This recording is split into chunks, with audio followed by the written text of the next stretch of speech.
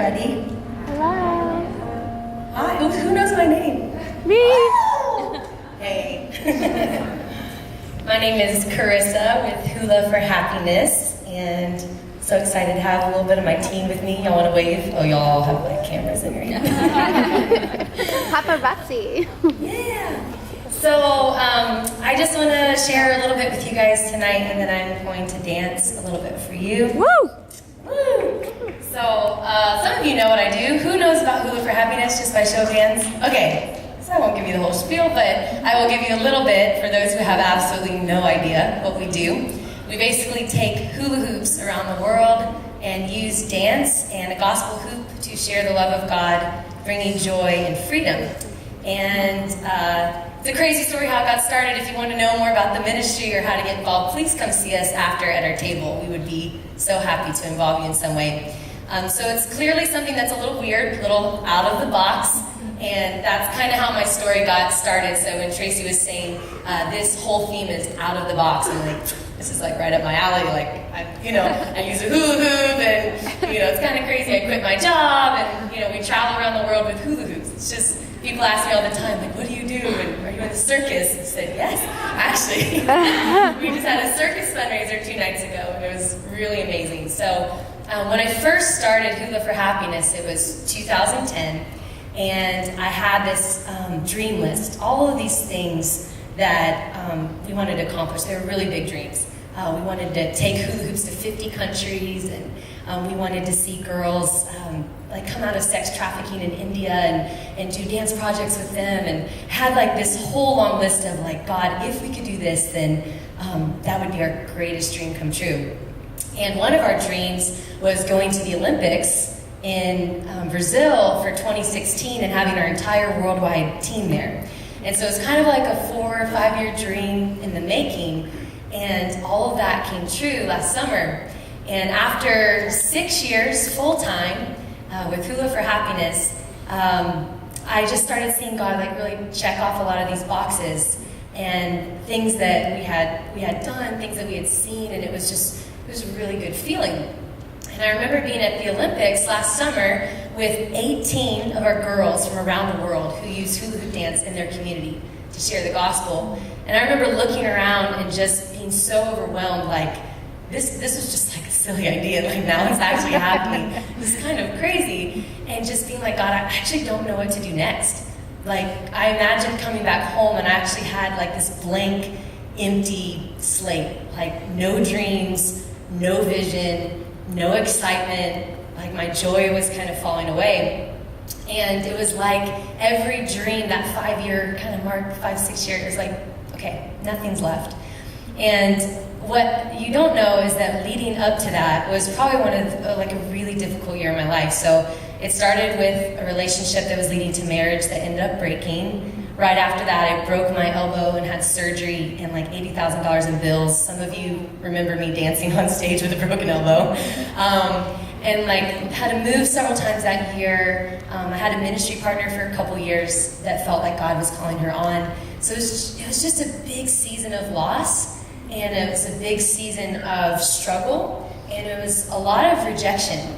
And it was kind of all back to back. And I felt like at the Olympics, it was kind of like that Elijah moment where Elijah had that crazy fight the prophets of Baal and set fire to the rain, and all of these amazing things happened. And then afterwards, he ran away to a cliff and was like, God, I want to die. Like, I'm so depressed and I don't know what's next. And then the Lord fed him there. And that's kind of really where I was last October. And I remember just coming home from Brazil, just feeling so discouraged, like, God, this ministry is all about joy and happiness, but I'm just really depleted, and I don't really feel like I have anything left to give. And I'm sharing the gospel, but I actually don't know if I believe in that right now. For me. And I remember talking to my mom, and I said, Mom, I don't know what to do, I don't know where to go, I feel like I need a break. And she said, you can always come home. And I was like, I had no way. Like, I'm never going back to Atlanta. I've lived in Tampa for 12 years. I'm not living with my mom. I'm 30 years old. And that's embarrassing. And like all of these things, I just was like, this is just not right. But then God sent this wave of peace And I've always learned to follow God through peace. It might be the hardest thing that you've ever had to do, but when he gives you that peace that passes understanding, he leads you in that way. And that peace just came, and so most of you may not know, but I made a huge move last October to go back home to Atlanta after 12 years, and I took a season of rest. I took a couple months off, kind of shut things down in Tampa, kind of left some hoops with people. All this stuff was going on around the world, and I just checked out.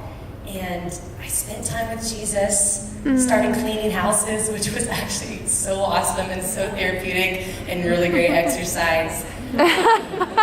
And it was just a great time with my family. And God did a lot of work in my soul. And there's a line from the song that I'm going to dance to, and it says, I want you to take me back to that place where my heart was only about you. And all I wanted to do was be with you. And I had forgotten that God's word of my year last year was love. And I kind of was like, I'm going to meet my man, I'm going to get married, like it's going to be great. And it did not happen. And I went through that whole year like, where's the love? Like, where is the love, Lord? This is like the worst year of my life. And then I remembered my first love. And Jesus really pursued me in that season of silence and rest and manual labor, and he just reminded me why I do what I do. Who is Jesus for me? What does God want to speak to my heart about? And just getting that time of prayer, getting that time of rest, getting that time of Jesus, he really, Psalm 23, the Lord was my shepherd, I shall not want. He made me lie down in green pastures. He led me beside the still waters, and he restored my soul. Amen. And I remember Tracy was so good to me during this time. She was calling me every week with mentorship calls throughout my sabbatical. And I remember she said something really profound about identity. And she said, Carissa, who you are and what you do is not the same thing. I was like, I know. But when you have a ministry idea, so much of that is your DNA. And it really feels like what you do is who you are. So God, during this season, the biggest thing that happened for me was a separation. And God was showing me who I am. And Hoola for Happiness is what I do. It's my work. It's my calling. It's my ministry. It's my service. But it's not who I am. And I just kept asking God, who am I? I like other things too, you know. I like food and coffee and, pizza. And I like piano and all of these other things. I want to do those things too. And I just feel like God at some point just reminded me, you are my beloved daughter. You are my princess. And no matter what you do, I love you. No matter what you do, I love you. And nothing that you can do will separate you from my love. And I just remember feeling so free and so relieved by that I could just be myself. And it was my choice if I wanted to come back. And guys, I seriously wrestled shutting Hoola for Happiness down completely. I was so burnt out. I was like, I'll pass it on to someone else, but it's just not my heart anymore. And after a season of rest, after about 4 months, this past January, I just remember having this moment where I felt completely at rest. And I just remember talking to God one day, and I just said, you know what, God, I really like this ministry. I kind of really love it, and I really love dancing, and I really love worship, and I really love working with the kids. And it was like in an instant, he just restored me. He restored my joy, and he gave me freedom, and he released me from some of that feeling of depression. And I just remember feeling so excited to get back to work. And so since February, that's kind of what's been going on. And my word of the year is trust. And I know that God has so much more to come, even though sometimes we don't know what that looks like. And it's just been really remarkable since I've seen what doors that God has opened. And I feel like God gave me a new box. He's been giving me new dreams and new vision, and that box is a box without borders. Amen. And it's bigger, and it's wider, and it's crazier, but it's also deeper, because I feel like I'm more rooted in my identity in Christ. Amen. And that to me is something that cannot be compromised. That's good. And I'm just so excited for this new season to keep things going in Tampa with the incredible team that we have here. And God is opening amazing doors in Atlanta, specifically with trafficking and also refugees. And I've just been super blessed to see what God is going to do there, and new dreams that are unfolding, new places, new testimonies, even a dream for a house called the House of Abundance. I'm just speaking that and claiming that. And so many things are coming, and but I put them in God's hands.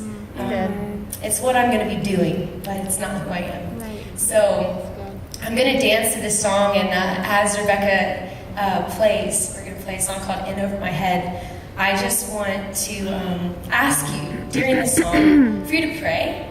And as I dance, I'm going to be praying for you for three different things, three different maybe groups of people.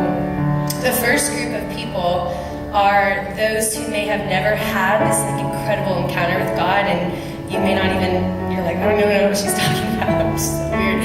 And maybe you desire that, like, God, I want to be in over my head, like, I want to be so filled up with you that this box you give me, I'll just say yes to, and I'm desperate to, like, know what that box is, and I'm hungry for that taste of your kingdom. And then there may be another group of you that you have been doing ministry for a long time, and you've had dreams, and maybe even some of those dreams you've laid down because you've been really discouraged. And I just want to say, my prayer is that, I don't know how long it's going to be. It could be years, could be months, could be tonight. That would be awesome. But that God would awaken those dreams. Amen. And that He would rise you up again. Amen. And that He would nourish you in a season of rest. And that His love would wash over you. That He would be your first love. And that He would give you courage to just do the next right thing. That He would lead you. So that is my prayer for you that are discouraged. I know, and it will change. Life is all about seasons. And for those of you, last group, that are like bursting at the seam, that are just so happy and so joyful, and you're like, I know what I'm going to do. I'm going to leave here tonight, I'm going to start this thing and make this nonprofit, and I'm taking pogo sticks to the world. You're just like freaking out because there's something burning inside of you that wants to serve the Lord in this new, fresh way that only He has put on your heart. And for those of you, I pray that while I dance, you just lay that at the feet of Jesus and say, God, before I get carried away, I surrender. Teach me who I am. I put my dreams in your hand now. I put my box in your hand now. Lord, lead this entire thing. God, fill me up. Fill me up. I give it to you from the beginning. You are good. Thank you, Jesus.